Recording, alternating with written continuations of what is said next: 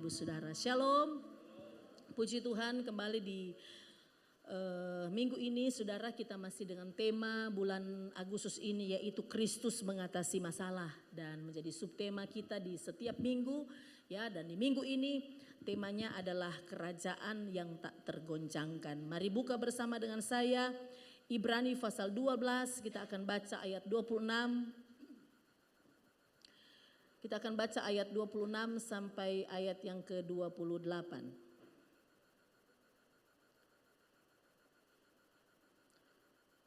Ibrani pasal 12 kita akan baca ayat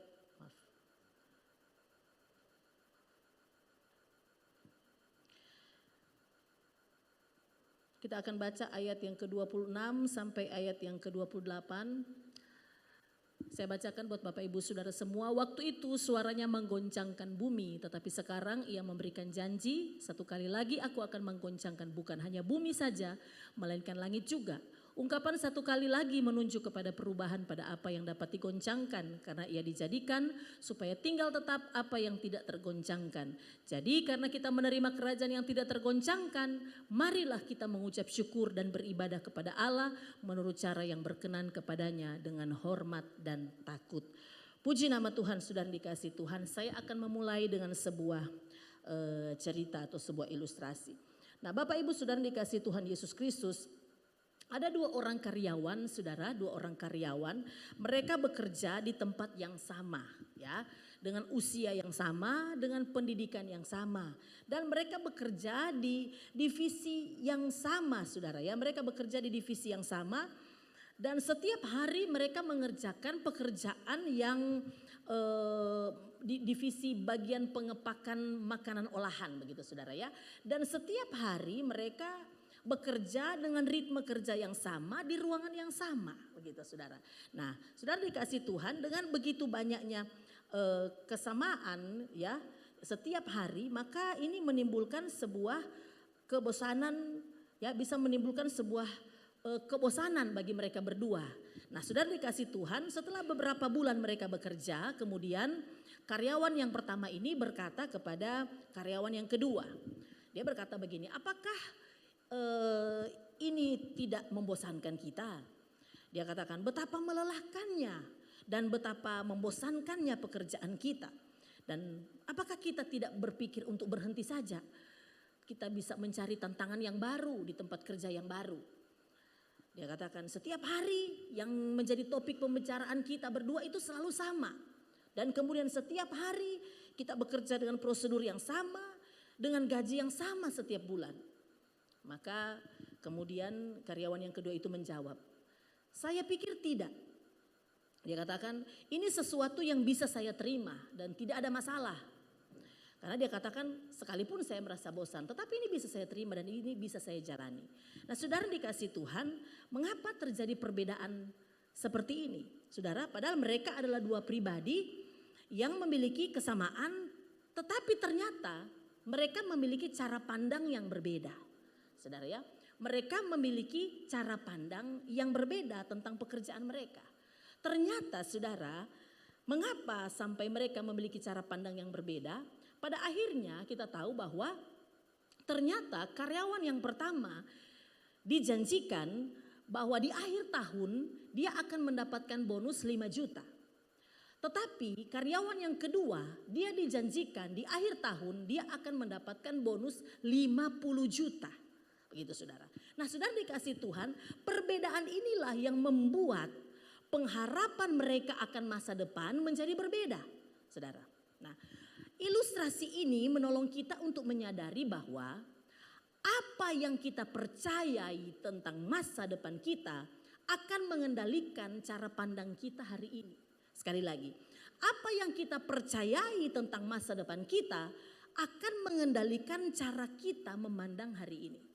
Karyawan yang pertama memandang bahwa Akhir tahun dia hanya akan mendapatkan 5 juta. Maka kemudian hari ini dia menjadi bosan dalam pekerjaan. Tetapi karyawan yang kedua dia memandang masa depannya. Di akhir tahun dia akan mendapatkan bonus 50 juta. Maka dia sekalipun membosankan dia tetap mau konsisten untuk mengerjakan pekerjaannya. Nah saudara dikasih Tuhan, inilah yang disebut dengan pengharapan. Amin saudara, inilah yang disebut pengharapan. Nah saya mau katakan begini, itulah sebabnya maka penulis Ibrani menuliskan ayat-ayat ini.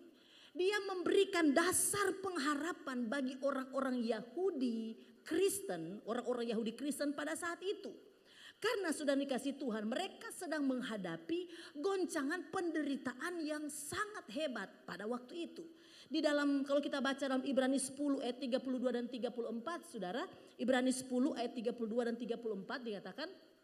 Ingatlah akan masa yang lalu, sesudah kamu menerima terang, kamu banyak menderita oleh karena kamu bertahan dalam perjuangan yang berat terus.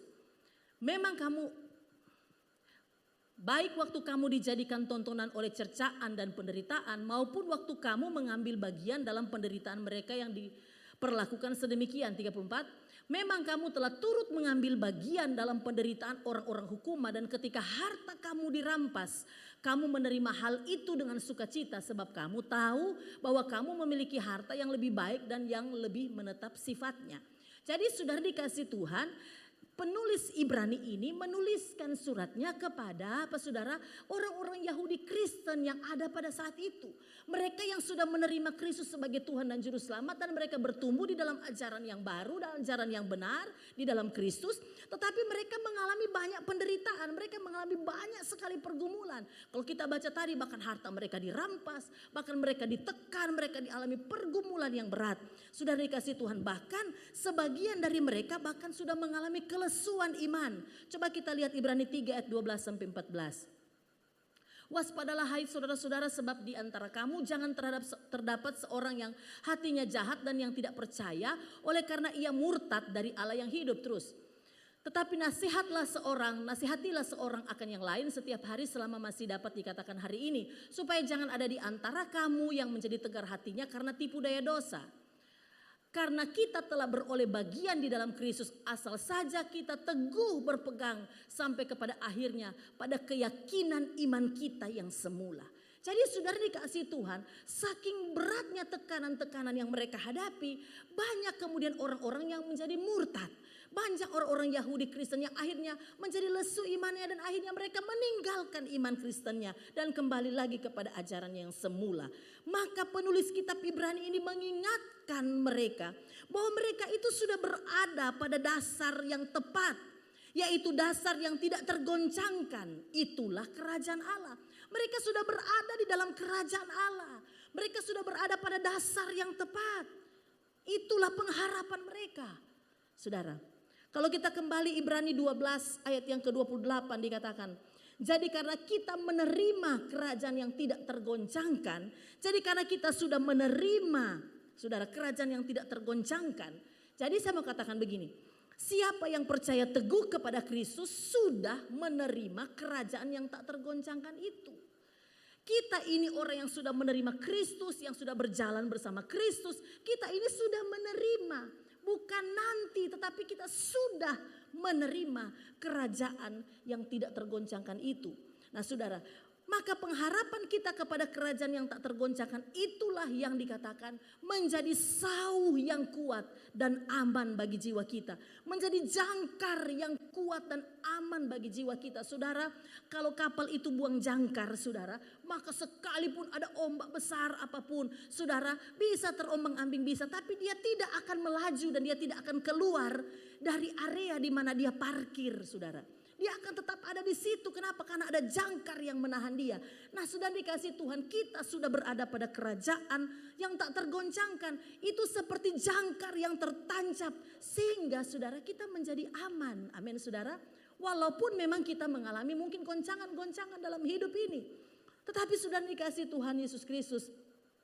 Sekalipun goncangan-goncangan kita hadapi dalam hidup ini, ada goncangan penderitaan mungkin, ada goncangan kebosanan, ada kehilangan-kehilangan dalam hidup kita, bahkan mungkin ada goncangan-goncangan ekonomi. Sehingga saudara mungkin anak-anak muda yang kuliah harus berhenti sekolah, harus berhenti kuliah. Saudara mungkin yang bekerja harus berhenti bekerja, mengalami banyak goncangan-goncangan. Tapi saudara dikasih Tuhan, kita tidak akan mudah digoyahkan dan sampai kemudian kita kehilangan iman. Amin saudara. Nah saudara dikasih Tuhan, mari kita kembali ke Ibrani pasal 12 ayat yang ke-26 dan 27. Firman Tuhan katakan begini, waktu itu suaranya menggoncangkan bumi, tetapi sekarang ia memberikan janji, satu kali lagi aku akan menggoncangkan bukan hanya bumi saja, melainkan langit juga.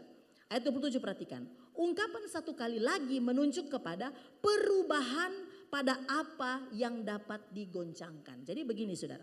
Ternyata ada sebuah perubahan besar yang akan terjadi. Ada sebuah perubahan besar yang terjadi. Perubahan apa itu saudara? Perubahan pada apa yang akan Tuhan goncangkan. Kalau kita lihat goncangan pertama dikatakan ayat 26. Waktu itu suaranya menggoncangkan bumi. Jadi ada goncangan bumi. Sebenarnya ini saudara, goncangan ini sebenarnya kalau kita melihat pada ayat yang ke-18 saudara, ini memang sudah pernah terjadi sebelumnya. Ayat yang ke-18 coba, Ibrani 12 ayat yang ke-18. Dikatakan begini, sebab kamu tidak datang kepada gunung yang dapat disentuh dan api yang menyala-nyala, kepada kekelaman, kegelapan dan angin badai. Kepada bunyi sangkakala dan bunyi suara yang membuat mereka yang mendengarnya memohon. Supaya jangan lagi berbicara kepada mereka. 20. Sebab mereka tidak tahan mendengar perintah ini. Bahkan jika binatang pun yang menyentuh gunung ini, ia harus dilempari dengan batu. Nah saudara, sebenarnya ini adalah kutipan dari apa yang pernah terjadi di dalam Keluaran pasal 19. Saudara ya. Keluaran pasal 19 ayat 12, 13, 18 dan 19. Nanti saudara bisa baca saudara ya. Ini karena cukup banyak ayat saya tidak bacakan lagi. Ibadat 3 tadi saya bacakan. Saudara, jadi ini pernah terjadi saudara sama persis kejadiannya. Ya, ketika Tuhan menampakkan dirinya di Gunung Sinai kepada orang Israel. Sehingga mereka mengalami sangat ketakutan. Mereka mendengar sangkakala yang begitu luar biasa. Kemudian terjadi seperti gempa, terjadi seperti goncangan pada waktu itu. Dan ini membuat orang Israel sangat takut. Mereka mendengar, saudara, bunyi-bunyian gemuruh yang luar biasa. Nah ini menjadi mereka sangat takut pada waktu itu. Nah saudara dikasih Tuhan, itulah yang di dalam ayat yang ke-27 tadi dikatakan, ayat 26, bahwa itu suara yang menggoncangkan bumi. Tetapi sekarang ia memberikan janji ayat 26. Satu kali lagi aku akan menggoncangkan bukan hanya bumi saja. Tetapi juga apa? Langit juga. Jadi saudara dikasih Tuhan. Goncangan kedua adalah goncangan yang bukan cuma bumi tapi langit juga. Maksudnya begini. Saudara, Tuhan beri janji bahwa satu waktu akan ada goncangan juga pada langit. Maka goncangan langit ini berbicara goncangan-goncangan yang lebih dahsyat lagi yang akan terjadi terus-menerus sampai di masa kita saat ini. Maka kita lihat berbagai peristiwa alam yang terjadi itu makin luar biasa. Saya sudah tidak usah cerita saudara tentang gempa bumi karena kita semua pernah mengalaminya. Tetapi saudara dikasih Tuhan, ini akan terus-menerus terjadi. Saudara ya, angin puting beliung, angin tornado itu saudara banyak di banyak tempat terjadi semakin sering. Saudara, ya banjir di mana-mana. Segala sesuatu yang lebih menakutkan lagi. Bahkan seluruh ya dikatakan juga bahwa bukan cuma fenomena alam, tetapi juga sudah dikasih Tuhan. Ya, goncangan juga dapat terjadi di dalam sistem pemerintahan dunia. Mulai terjadi goncangan-goncangan yang hebat. Bangsa mulai bangkit melawan bangsa. Sekarang perang sudah di depan mata. Saudara ya, setelah Ukraina, Rusia, yang saya tidak tahu selesai atau belum dalam perang ini saudara. Tapi kemudian muncul lagi Iran akan mengalami penyerangan-penyerangan juga. Berperang juga dengan Iran, Lebanon. Dan mulai banyak reaksi-reaksi dari negara-negara yang lain. Saudara dikasih Tuhan, ini akan terus terjadi. Saudara, dan goncangan-goncangan ekonomi. Saudara dikasih Tuhan itu akan terjadi dan itu dikatakan dalam firman Tuhan itu goncangan langit, goncangan yang lebih dahsyat. Nah saudara dikasih Tuhan, sekarang kita melihat tujuan goncangan itu untuk apa? Saudara, untuk apa Allah menggoncangkan bumi dan langit? Untuk apa? Saudara ayat 27 katakan, Karena ia dijadikan, goncangan itu dijadikan supaya tinggal tetap apa yang tidak tergoncangkan. Supaya tinggal tetap apa yang tidak tergoncangkan. Apa yang tidak tergoncangkan? Kerajaan Allah. Jadi saya mau katakan begini, segala sesuatu yang berasal dari kerajaan Allah tidak akan tergoncangkan. Allah goncangkan bumi dan langit supaya segala sesuatu yang berasal dari dunia rontok dan lenyap. Tetapi yang berasal dari Allah tinggal tetap. Kenapa harus Allah goncangkan demikian rupa, saudara? Karena supaya kita bisa melihat bahwa yang dari dunia itu pasti runtuh. Tetapi yang dari Allah itu pasti kekal selama-lamanya. Amin, saudara. Saudara dikasih Tuhan Yesus Kristus. Apa yang berasal dari Allah? Yang berasal dari Allah itu juga berbicara tentang gereja Tuhan. Berbicara tentang tubuh Kristus. Berbicara tentang umatnya. Berbicara tentang saya dan saudara. Orang-orang yang berada teguh di dalam Kristus. Yang memiliki firman kebenaran. Saudara dikasih Tuhan Yesus Kristus. Maka kalau begitu, apa yang seharusnya kita lakukan selama kita ada di dalam dunia ini, saudara? Apa yang harus kita lakukan selama kita ada di dunia ini sebagai orang yang sudah menerima kerajaan Allah? Seperti yang ayat 28 tadi, karena kita sudah menerima kerajaan yang tak tergoncangkan itu. Maka apa yang harus kita lakukan di dalam hidup ini? Saudara dikasih Tuhan, ternyata saudara, yang harus kita lakukan, ayat 28 dikatakan begini. Jadi karena kita menerima kerajaan yang tidak tergoncangkan, marilah kita mengucap syukur dan beribadah kepada Allah. Yang pertama, mengucap syukur. Saudara dikasih Tuhan Yesus Kristus, mengucap syukur. Di dalam teks aslinya sebenarnya kata ini, kata marilah kita mengucap syukur, ditulis dengan kalimat ekonem karis. Ekonem karis itu artinya mempunyai atau memiliki kasih karunia. Saudara dikasih Tuhan, sehingga ayat ini saudara seharusnya kira-kira bunyinya begini. Jadi karena kita menerima kerajaan yang tak tergoncangkan, kita ini mempunyai kasih karunia. Kita ini memiliki kasih karunia. Saudara, tetapi hampir semua terjemahan ya menuliskan marilah kita mengucap syukur. Jadi kasih karunia itu diterjemahkan, kebanyak terjemahan menulis mengucap syukur. Nah, saudara dikasih Tuhan, apakah ini bertentangan? Tentu saja tidak. Tentu saja tidak, saudara, karena untuk mendapatkan kasih karunia dari Kristus itulah ya. Ketika kita mendapatkan kasih karunia dari Kristus itulah yang membangkitkan ucapan syukur dalam hidup kita. Amin, saudara. Ketika kita mendapatkan kasih karunia dari Tuhan, kasih karunia itulah yang akan membangkitkan ucapan syukur kita kepada Tuhan. Dengan kata lain, orang-orang Kristen yang menyadari bahwa dia sudah menerima kerajaan yang tak tergoncangkan, itu hanya karena kasih karunia. Maka seharusnya betapa kita harus mengucap syukur sama Tuhan. Saudara dikasih Tuhan, kita mendapatkan kasih karunia itu sangat amat istimewa, sangat amat mahal. Kasih karunia itu gratis, tetapi kasih karunia itu sangat amat mulia. Amin, saudara. Kenapa? Karena tidak semua orang mendapatkan kasih karunia ini. Saudara, jadi kalau kita bisa menerima kasih karunia, betapa kita harus mengucap syukur. Saudara, kita ditempatkan dalam kerajaan yang tak tergoncangkan, betapa kita harus bersyukur, saudara. Orang di sana, orang di luar mencari bagaimana caranya mereka selamat. Tetapi kita menerimanya dari Tuhan dengan cuma-cuma. Maka dia menjadi sangat mulia.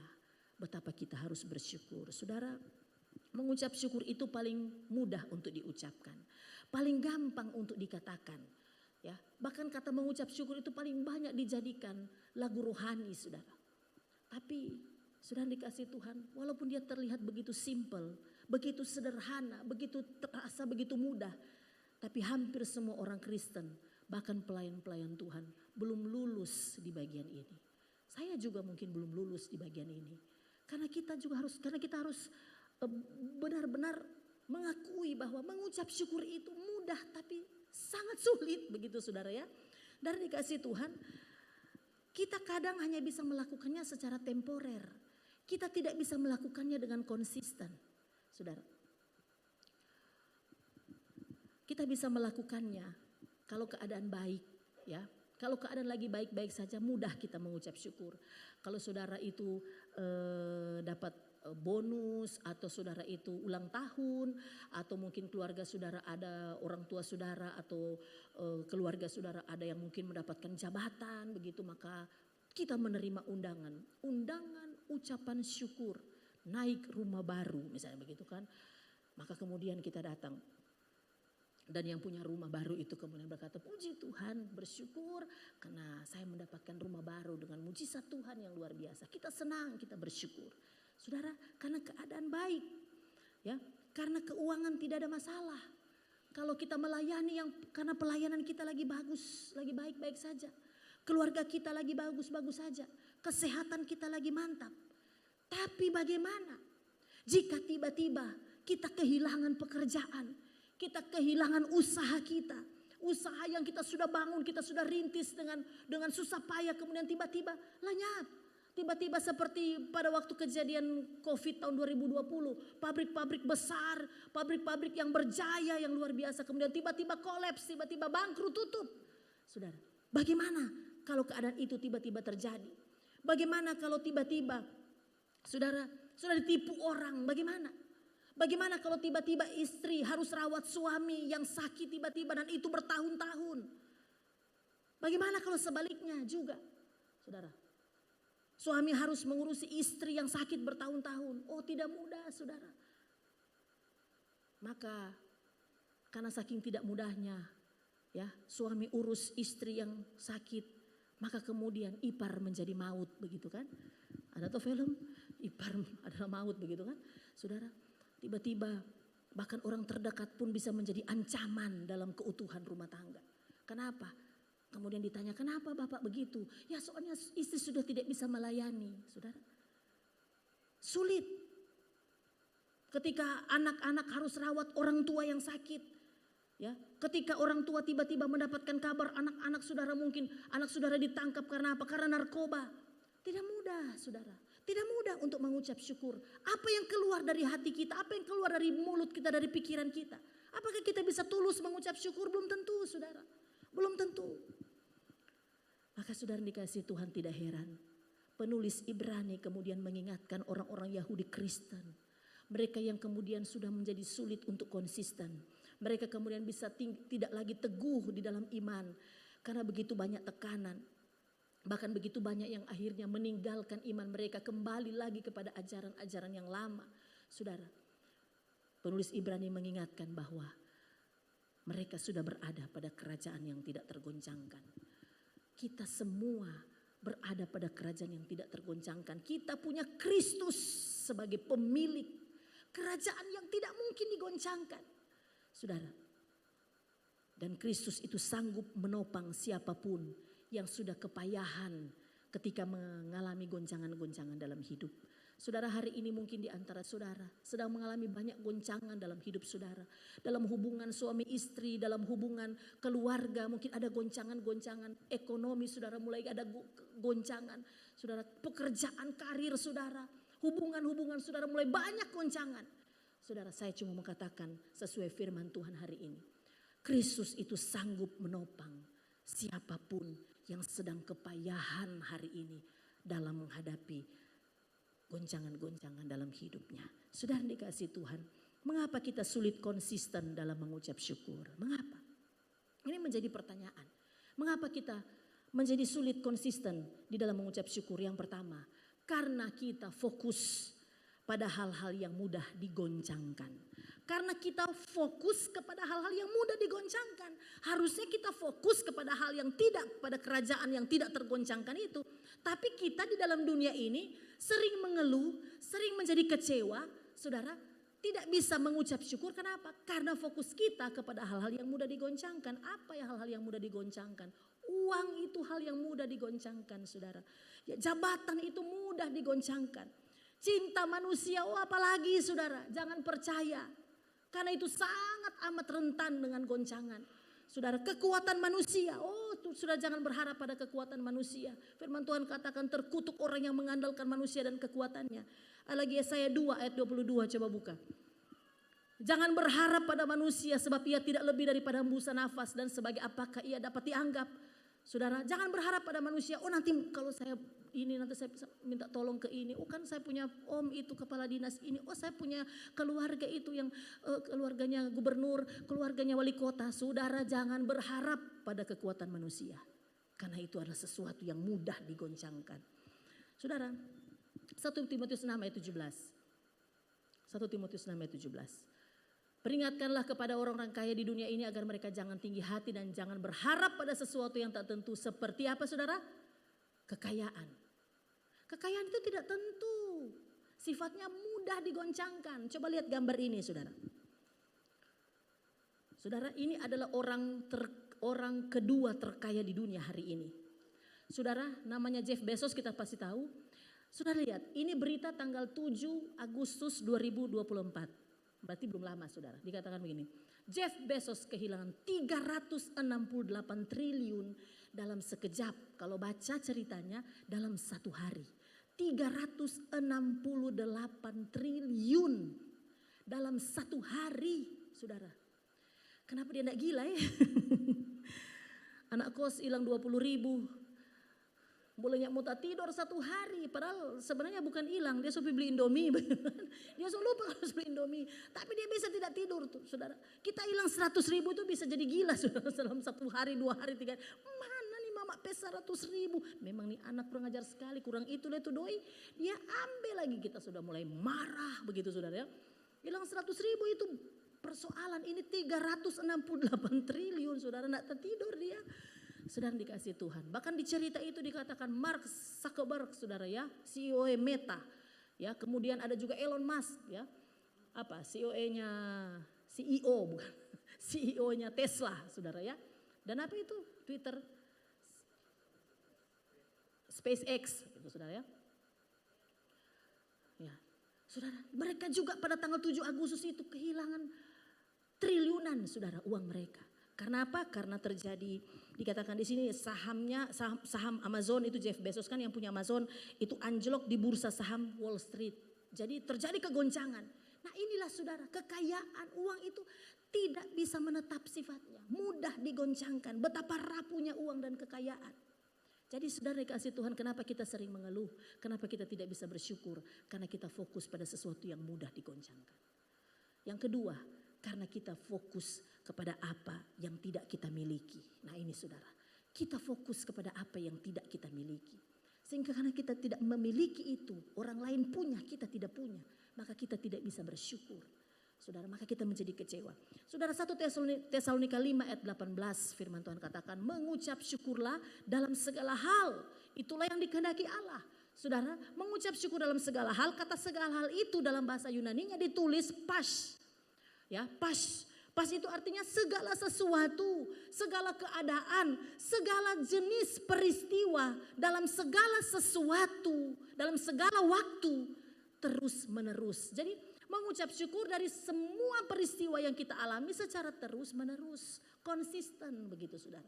Nah saudara dikasih Tuhan, kalau ini mudah kita mengerti kalau kita baca Filipi 4 ayat 11-12. Dikatakan, kukatakan ini bukanlah karena kekurangan, sebab aku telah belajar mencukupkan diri dalam segala keadaan. 12, aku tahu apa itu kekurangan dan aku tahu apa itu kelimpahan. Dalam segala hal dan dalam segala perkara tidak ada sesuatu yang merupakan rahasia bagiku, baik dalam hal kenyang maupun dalam hal kelaparan, baik dalam hal kelimpahan maupun dalam hal kekurangan. Jadi saudara dikasih Tuhan, segala sesuatu itu artinya apa saudara? Kekurangan atau kelimpahan. Kenyang atau kelaparan, saudara. Inilah tantangan kita. Apakah kita bisa mengucap syukur untuk segala sesuatu? Saudara yang dikasih Tuhan Yesus Kristus, saya mau katakan begini. Kalau kita fokus pada kasih karunia yang sudah kita terima, kita fokus pada Kristus yang memiliki kerajaan yang tidak tergoncangkan, yang sanggup mensuplai kekuatan kepada kita saat kita perlukan. Saat kita goyah, saat kita mengalami goncangan, maka dia sanggup mensuplai kekuatan di dalam hidup kita. Maka saya mau katakan begini, kita punya atau tidak apa yang dapat membahagiakan kita, kita tidak akan menjadi kecewa. Kenapa? Karena itu bukan target kita, itu bukan tujuan kita. Kalau kita lihat jendela tetangga ke rumah tetangga dan kemudian dia mempunyai mobil baru, kita tidak akan menjadi sakit hati atau kita akan bilang Tuhan kayak apa dia, kayak apa belum kita. Padahal kan saya ini berdoa, padahal saya ini sudah bekerja, tapi kenapa saya tidak bisa seperti orang itu? Sudah kita tidak perlu menjadi kecewa atau menjadi marah dalam hidup ini. Kenapa? Karena itu bukan target kita, karena itu bukan tujuan kita. Saudara, tujuan kita bukan untuk mendapatkan apa yang orang lain juga dapatkan, kita juga harus dapatkan. Tidak, itu bukan tujuan kita. Kalau kita mengerti ini saudara, bahwa kita ini ada di dalam kerajaan yang tak tergoncangkan, maka kita harus mengucap syukur dalam semua peristiwa yang kita alami. Inilah kuncinya saudara, kunci kita mengucap syukur. Jangan pernah fokus pada apa yang tidak kita miliki. Apa yang kita miliki itu saja yang kita kembangkan. Tidak usah pusing dengan apa yang orang lain miliki. Yang kedua, yang terakhir saudara, yang kedua. Apa yang harus kita lakukan selama ada di dalam dunia ini? Sebagai orang-orang yang sudah menerima kerajaan tak tergoncangkan. Yang pertama kita mengucap syukur. Yang kedua beribadah. Beribadah.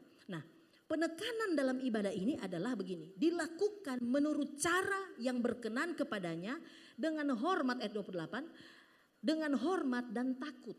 Jadi saudara beribadah kepada Allah menurut cara yang berkenan kepadanya dengan hormat dan takut. Jadi artinya ibadah yang disertai dengan relasi yang benar dengan Tuhan. Relasi hubungan pribadi yang benar dengan Tuhan. Saudara, kalau kita melihat konsep ibadah pertama kali dinyatakan dalam Alkitab itu saudara, itu pada saat Allah menempatkan manusia di Taman Eden. Pada saat Allah menempatkan manusia pertama di Taman Eden. Saudara, dalam Kejadian 2 ayat 15, firman Tuhan katakan Tuhan Allah mengambil manusia itu dan menempatkannya dalam Taman Eden untuk mengusahakan dan memelihara taman itu. Kata mengusahakan di situ menggunakan bahasa Ibrani abad. Abad itu artinya ibadah. Nah saudara dikasih Tuhan, jadi saya mau katakan begini. Sejak awal Allah tidak mengenal istilah sekuler dan rohani. Tidak ada istilah sekuler dan rohani. Kita saja di dunia ini yang mengenal sekuler dan rohani. Saudara, kalau ke gereja itu rohani. Kalau kita berdoa itu rohani. Kalau kita berpuasa itu rohani. Tapi kalau kita bekerja di kantor itu sekuler. Tidak. Konsep Alkitab tidak begitu.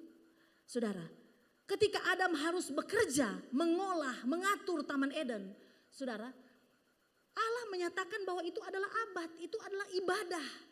Itu adalah bentuk ibadah Adam kepada Allah. Yaitu dia harus bekerja, mengusahakan taman itu. Maka benarlah yang dikatakan Kolose pasal 3 ayat 23 sampai 24. Apapun juga yang kamu perbuat, perbuatlah dengan segenap hati. Seperti untuk Tuhan dan bukan untuk manusia. 24. Kamu tahu bahwa dari Tuhanlah kamu akan menerima bagian yang ditentukan bagimu sebagai upah. Kristus adalah Tuhan dan kamu hambanya. Saudara, ayat 23 berkata apapun yang kamu lakukan. Berarti di dalam pekerjaan saudara, sudah berbisnis, sudah bekerja di kantor, sudah kuliah, sudah bekerja di rumah. Apapun yang saudara lakukan, ingat ayat 24 dikatakan.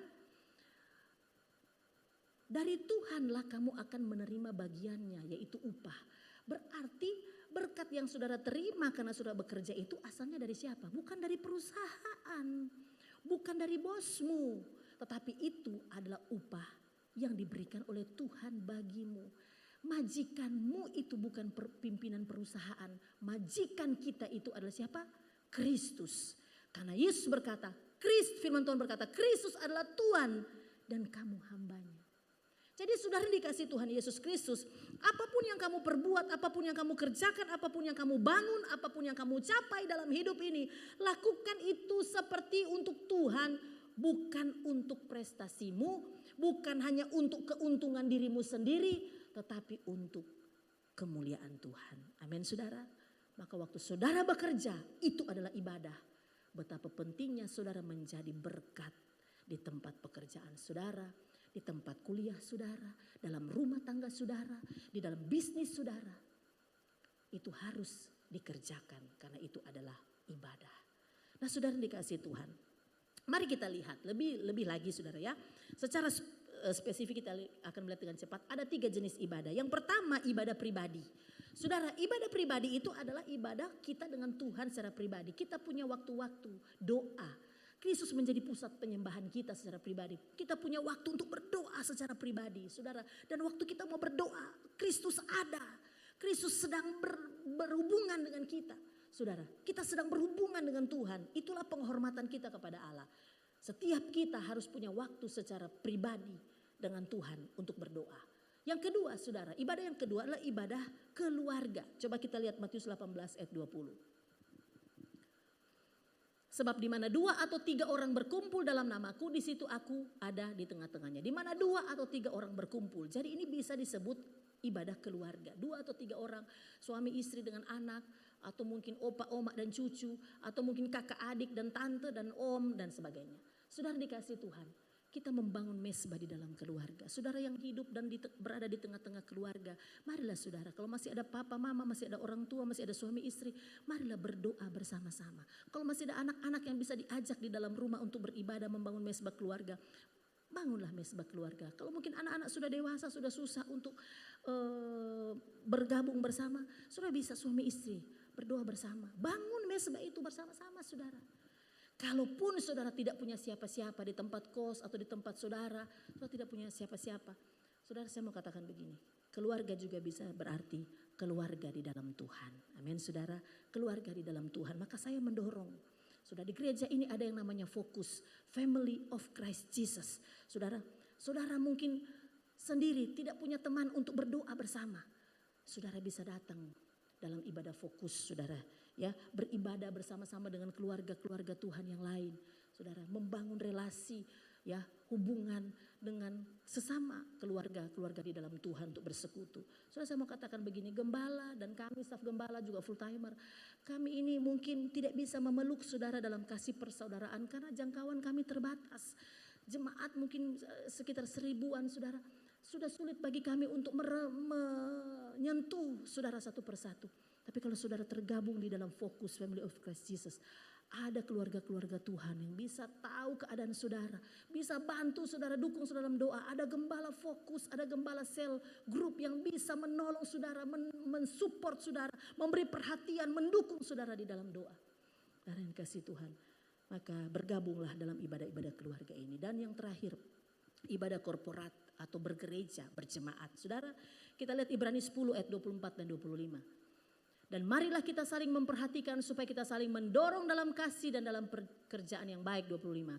Janganlah kita menjauhkan diri dari pertemuan-pertemuan ibadah kita, supaya seperti dibiasakan oleh beberapa orang, tetapi marilah kita saling menasehati dan semakin giat melakukannya. Apa yang dilakukan? Yaitu pertemuan-pertemuan ibadah menjelang hari Tuhan yang mendekat. Saudara dikasih Tuhan Yesus Kristus, mengapa ibadah korporat atau ibadah gereja itu penting? Karena gereja menjadi wadah kita memfungsikan semua karunia-karunia yang kita miliki. Saudara, di beberapa bulan yang lalu kita sudah bahas tentang karunia-karunia yang kita sudah miliki dari Tuhan. Gerejalah tempat saudara mengembangkan karunia-karunia itu. Gereja menjadi pusat pemberitaan firman kebenaran. Saudara, gereja menjadi pusat persekutuan kita sesama tubuh Kristus. Gereja juga adalah sarana kita memproklamirkan kepada dunia bahwa kita beriman kepada Kristus. Kalau saudara orang Kristen malas ke gereja, apa yang kita mau beritakan kepada dunia? Ke gereja saya saudara malas. Saudara, gereja menjadi wadah kita memproklamirkan iman kita. Dan yang paling penting ini adalah gereja adalah miniatur kerajaan Allah. Gereja adalah miniaturnya kerajaan Allah. Di mana sudah dikasih Tuhan, artinya bahwa pemerintahan gereja itu, pusat pemerintahan gereja adalah Kristus. Maka dikatakan Kristus adalah kepala gereja. Jadi segala sesuatu yang diajarkan, segala sesuatu yang dikerjakan oleh gereja adalah apa yang diperintahkan oleh Kristus. Tidak boleh menyimpang dari itu. Karena ini pusat pemerintahannya Kristus. Saudara dikasih Tuhan, setiap jemaat yang berada di dalam kerajaan yang tidak tergoncangkan, pasti dia tertanam di dalam gereja. Kenapa? Karena ini miniaturnya. Tidak mungkin saudara kita berada dalam kerajaan tak tergoncangkan, kemudian kita tidak ke gereja. Ini latihannya, ini miniaturnya saudara. Maka kita akan menjadi orang-orang yang setia beribadah secara berjemaat. Karena kita sudah berada dalam kerajaan tak tergoncangkan. Saudara yang dikasihi Tuhan, pada akhirnya saya mau katakan begini. Mengucap syukur dan beribadah adalah karakteristik kita yang sudah menerima kerajaan yang tak tergoncangkan. Yang menjadikan Kristus sebagai raja dalam hidupnya. Dan ini perhatikan saudara. Tidak akan mungkin seorang Kristen beribadah dengan penuh hormat jika dia tidak penuh ucapan syukur. Saya ulangi. Tidak akan mungkin seorang Kristen beribadah dengan penuh hormat dan takut kalau dia tidak penuh dengan ucapan syukur. Dan tidak mungkin terjadi orang yang penuh ucapan syukur kepada Allah, ya, tidak beribadah. Itu tidak mungkin. Kenapa ayat 28 ini berkata, marilah kita mengucap syukur dan beribadah kepada Allah. Karena mengucap syukur dan beribadah itu punya korelasi, punya hubungan. Kalau saudara mengatakan saya penuh dengan ucapan syukur, pasti saudara beribadah. Kalau saudara beribadah, pasti saudara penuh dengan ucapan syukur. Amin saudara. Kita orang-orang yang berada dalam kerajaan tak tergoncangkan harus pahami ini. Mengucap syukur senantiasa dalam segala hal. Dan kita selalu beribadah kepada Tuhan. Amin buat firman Tuhan. Kiranya Tuhan memberkati kita semua.